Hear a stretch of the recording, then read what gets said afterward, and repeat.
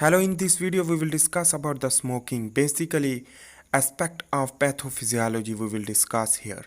So the first of all we should understand about the introduction and the content of the tobacco, which that is content we will discuss. So here is the active smoker and passive smoker. Active smoker means consume cigarette itself by the smoke which that's inhaled to another person is the passive smoker. So the 100% harmful effect to the active smoker, but the 30 to 50% is the passive smoker.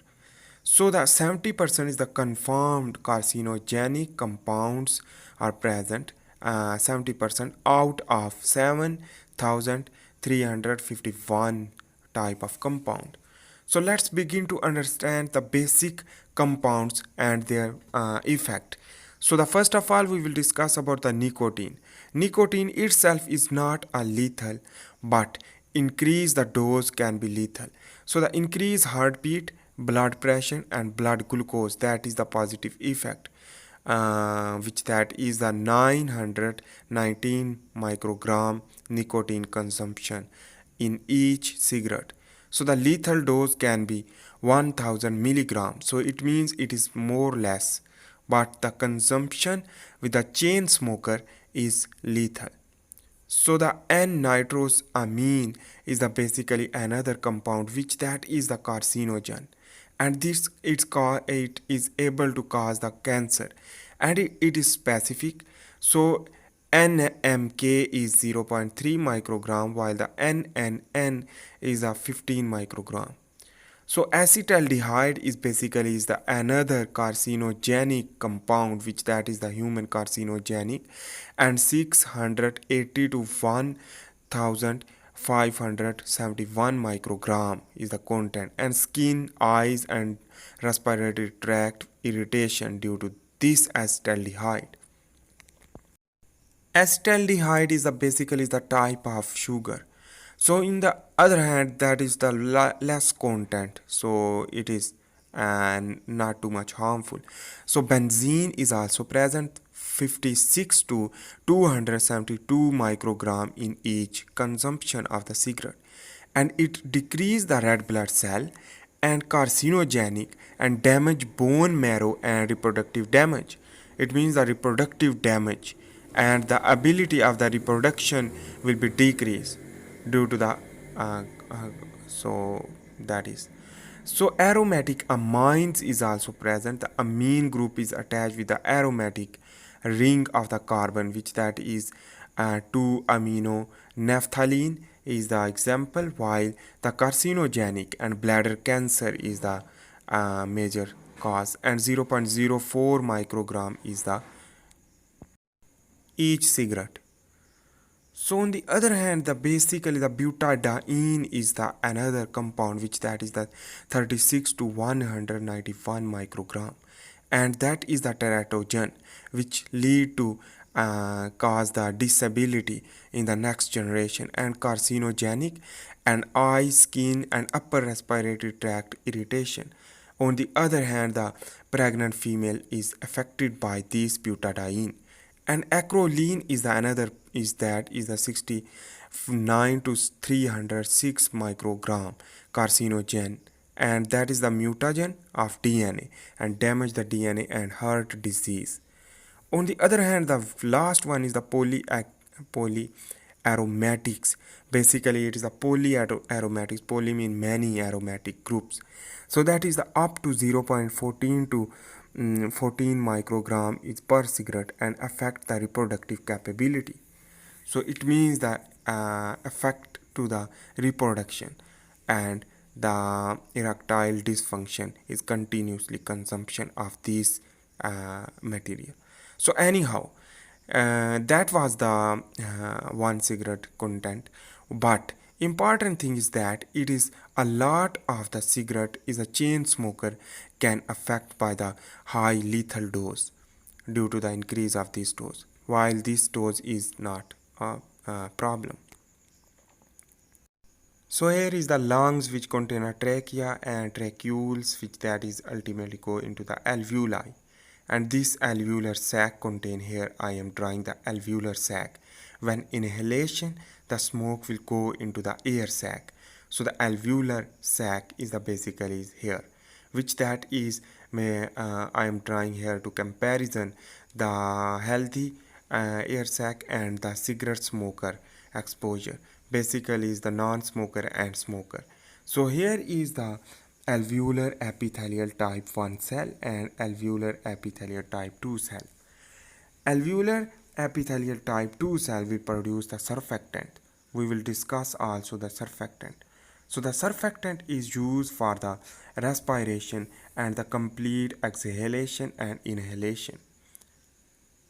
So the complete exhalation and inhalation is due to the surfactant, which that is regulate the internal and external pressure. Regulate the internal pressure for the absorption of carbon dioxide, releasing and the inhalation of the oxygen. So here is the pathogen also inhale. This pathogen is killed by phagocytosis by the neutrophil. So the alveolar sac is here, and that inside of the alveolar sac the macrophage is present, and it is erythrocytosis will be occur. What does that mean?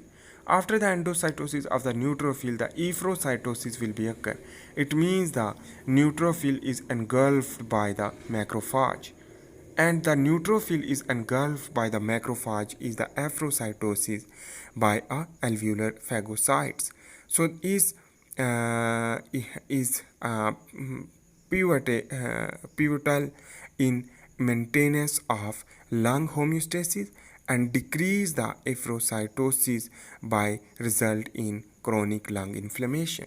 So when decrease the erythrocytosis will lead to lung inflammation, we will discuss here.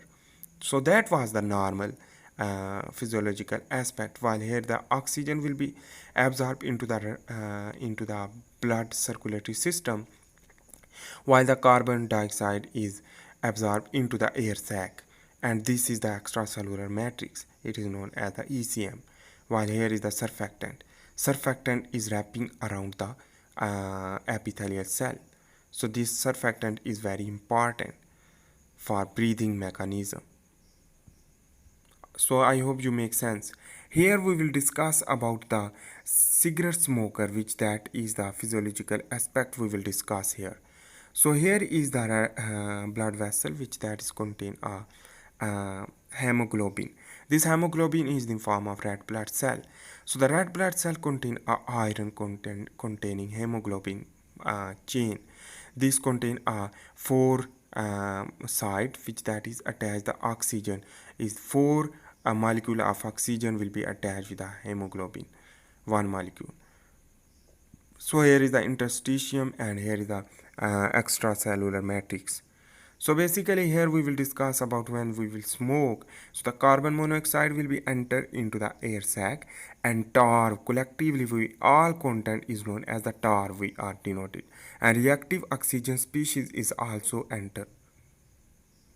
So when this tar will be engulfed by the macrophage, so that was the macrophage, immature tar laden macrophage.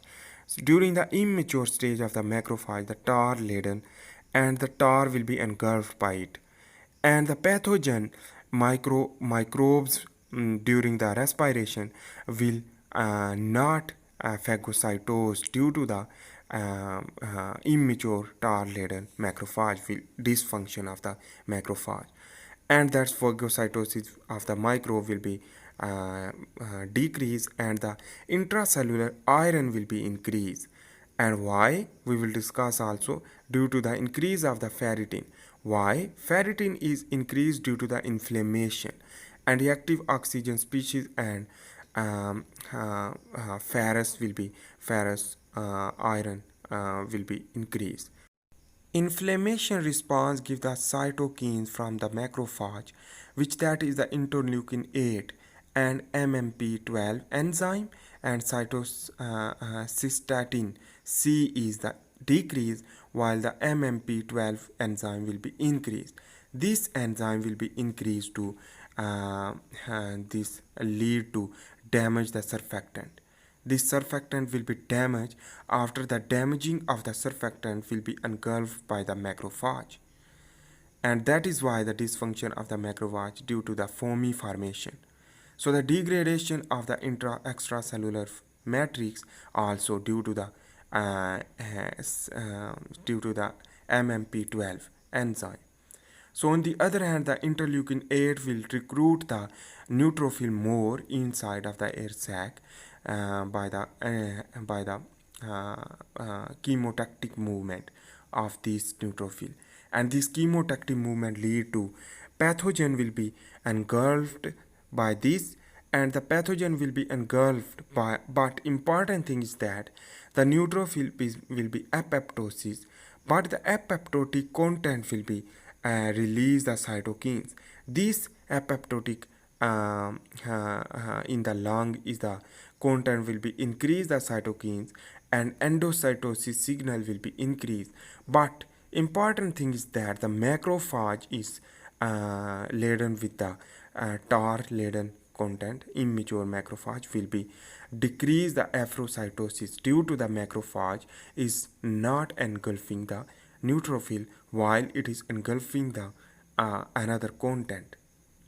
So that is the here is the carbon monoxide will be also increased. This carbon monoxide will be bound with the hemoglobin, and the hemoglobin is the 4 molecule is here you can see, and it creates a stable bond with the carbon monoxide, and detachment is very difficult.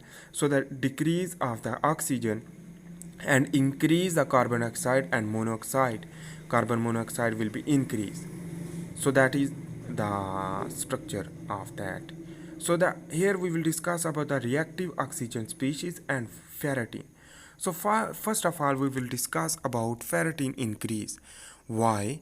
Because the ferritin will be increased due to the inflammation, and the increase of the iron will be engulfed by the macrophage, and the ferritin is the protein which that is iron store protein, and that store the iron, the ferrous iron, the ferritin will be stored, and the major storage protein for iron is the 20 to 25%, and the increase of the ferritin will be storage of the ferrous, and of the ferritin will be increased to the hemochromatosis and hemosiderosis and iron poisoning and megablastic anemia and hemolytic anemia, as well as the chronic hepatitis due to the accumulation of the ferritin into the intracellular accumulation, and it will not provide in the form of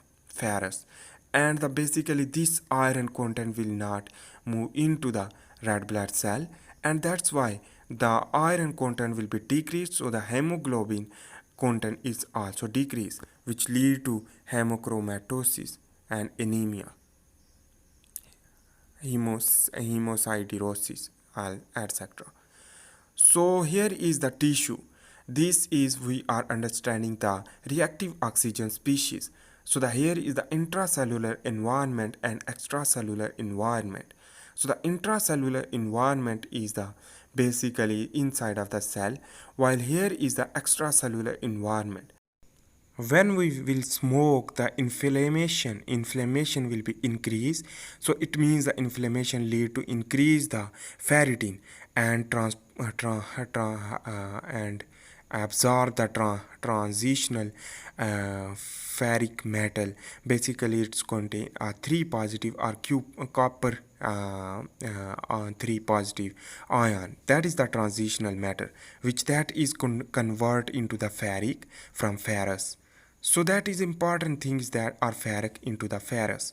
So oxidative stress is due to the donation of the electron to the oxygen due to the increase of the transitional metal due to the inflammation and the ferritin increase. So it means the oxygen will be basically converted into the superoxide, and the superoxide can be converted into the superoxide dismutase to hydrogen peroxide. That is not a reactive oxygen species. So the catalase enzyme peroxisome are used to convert into the hydrogen peroxide, that is basically is convert into the hydroxyl ion, as well as our hydrogen ion, or on the other hand hydroxyl ion.